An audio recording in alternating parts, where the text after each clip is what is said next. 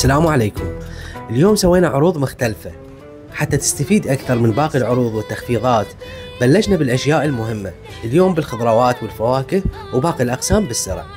الفكرة نعطيكم أسعار الكلفة وبدون ما نتعبكم، تاخذ مسواك كامل من قسم البقالية يطلع عليك بسعر البلاش.